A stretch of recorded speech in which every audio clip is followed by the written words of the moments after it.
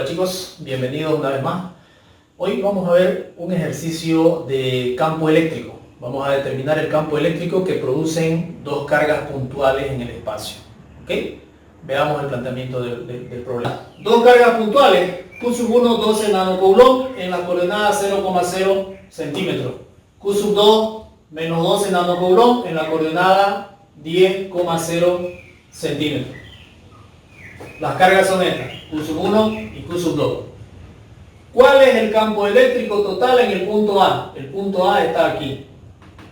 Ahí nos lo dan el punto A una distancia de 13 centímetros de la carga Q1 y una distancia de 13 centímetros de la carga Q2.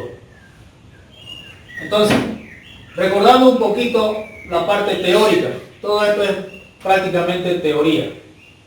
Allá recién está el ejercicio. Recordando la parte teórica, cuando nosotros tenemos una carga puntual, siempre se genera una modificación del espacio exterior a esa carga, del espacio que la rodea. Y esa modificación se la conoce como campo eléctrico, genera un campo eléctrico. ¿Cómo reconocemos que se generó un campo eléctrico? Solamente se puede reconocer cuando se aproxima a esa zona otra carga, otro cuerpo cargado, positivo o negativo. Inmediatamente se genera una fuerza en ambos cuerpos, ya sea de repulsión o de atracción en caso de que fuesen cargas de signo contrario, sería de atracción. Y si son del mismo signo, sería de repulsión. Entonces, la definición de campo eléctrico está dada por esta ecuación, donde dice que el campo eléctrico es igual a la fuerza eléctrica, se refiere a esta fuerza que se genera, dividido entre la carga de prueba, Q sub 0. Esa es la definición de campo eléctrico. Pero sin embargo, en la aplicación de ejercicio, nosotros no necesariamente debemos tener una carga de prueba para encontrar el campo eléctrico en cualquier punto. Por eso es que hacemos el siguiente desarrollo.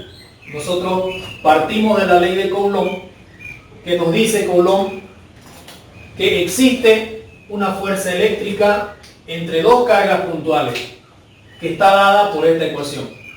La constante de Coulomb multiplicado por la carga 1 por la carga 2. En este caso Q y Q sub 0, el producto de las cargas entre valor absoluto, y dividido entre la distancia elevada al cuadrado, la distancia entre las dos cargas elevada al cuadrado. Reemplazamos la ley de Coulomb en la definición de campo eléctrico y obtenemos esta ecuación. Todo esto viene a reemplazarse en lugar de F, como estaba acá, F sobre Q sub 0. Todo esto es F. K por Q sub 0 sobre R cuadrado. K por Q sub 0 sobre R cuadrado, y todo dividido entre Q sub 0. Hacemos extremo con extremo, medio con medio, y podemos simplificar Q sub 0 y obtener esta ecuación más simple, más sencilla, la cual ya no depende de una carga de prueba, sino directamente de nuestra carga que tenemos en análisis y de la distancia a la que queremos calcular el campo eléctrico. A cualquier distancia podemos calcular. Lo que hay que notar y tener siempre presente es de que a mayor distancia, menor valor de campo eléctrico. Es inversamente proporcional a la distancia el campo eléctrico. ¿Ok? Entonces, bien, con esa explicación teórica podemos pasar a resolver el ejercicio. Debemos nosotros de analizar lo siguiente.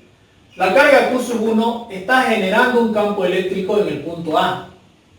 La carga Q sub 1 es positiva. La teoría dice que las cargas positivas, el sentido del campo eléctrico es saliente a la carga. Entonces, el campo eléctrico 1 sería en esta dirección, saliendo de la carga Q sub 1. La carga Q sub 2 es negativa. Entonces, una carga negativa, su campo eléctrico es entrante a la carga. Por lo tanto, aquí el campo eléctrico en esta línea de acción es llegando hacia la carga. Y en el punto A que estoy analizando sería el vector campo eléctrico 2.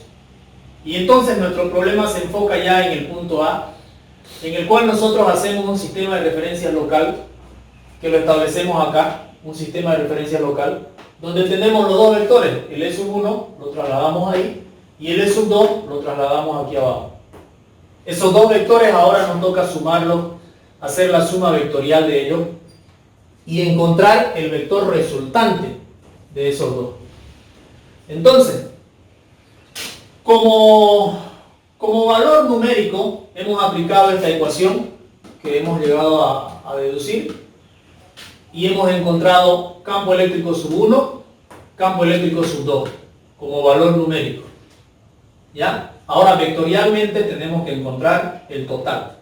Bien, una suma vectorial se puede realizar descomponiendo los vectores en dos componentes paralelas a los ejes de referencia. Entonces, el vector E sub 1 descomponemos en E sub 1y, E sub 1x. El vector E sub 2 descomponemos en E sub 2y, E sub 2x. Y hallamos el valor de las componentes. El E sub 1x, por ejemplo, que está acá, E sub 1x, va a ser igual a E sub 1, a la hipotenusa, por el coseno del ángulo θ. Si estoy analizando este triángulo, el ángulo θ es el que me interesa, ¿verdad?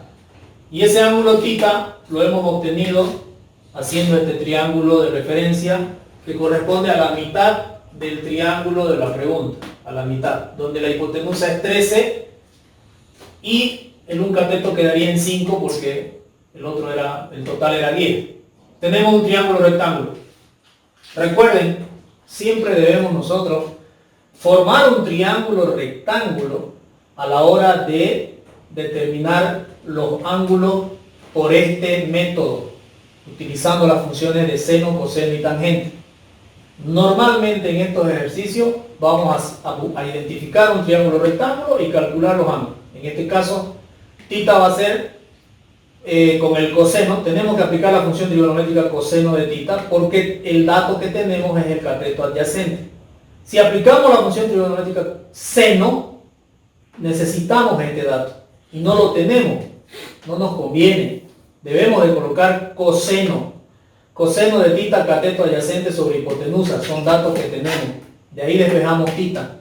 Y ese θ es el que reemplazamos aquí en el E sub 1x para poder obtener el valor numérico y en el E sub 1y también para obtener el valor numérico.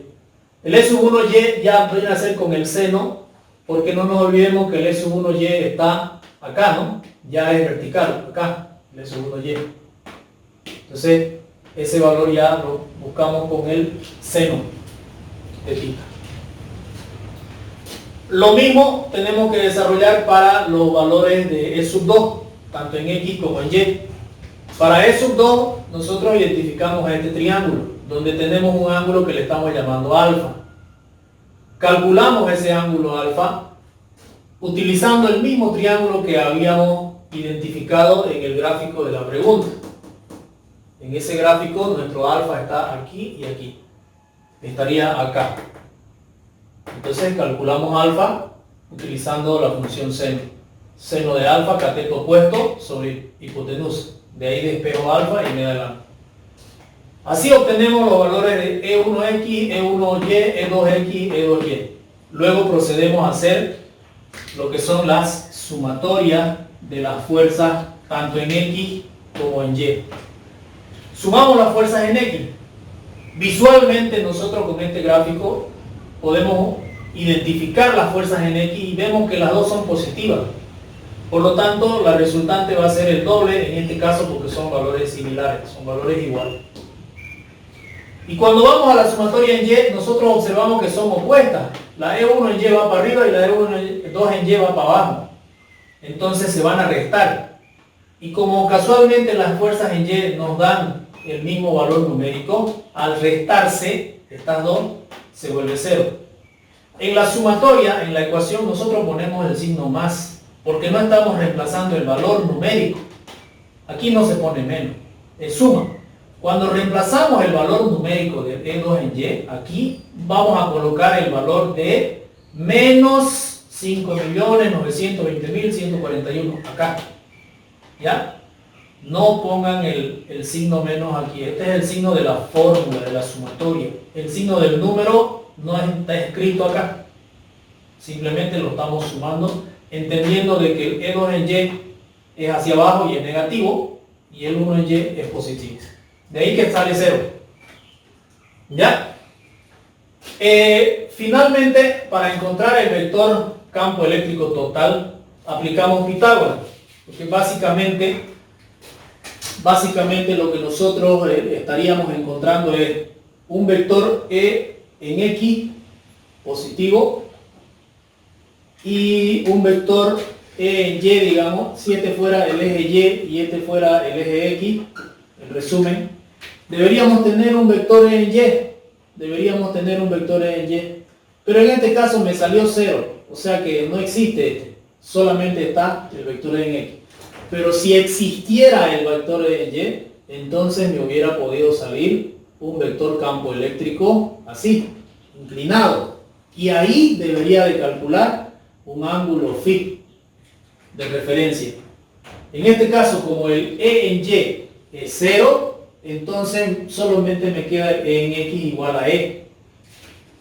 Y el ángulo obviamente 0 grados. Con esto está claramente, nosotros con este valor podemos graficar este vector. Ángulo 0 y módulo tanto. Entonces se sobreentiende que está sobre el eje X. Listo. Ahí se graficaría eso. Ok, bien. Hasta ahí el ejercicio. Espero que les haya servido para salir de las dudas que tenían. La aplicación no solamente con los conceptos de física en el tema de la ley de Coulomb, el campo eléctrico, sino también en la parte vectorial, que es la parte que se repite muchas veces, pero que es esencial hacerlo, ¿verdad? Es esencial hacerlo.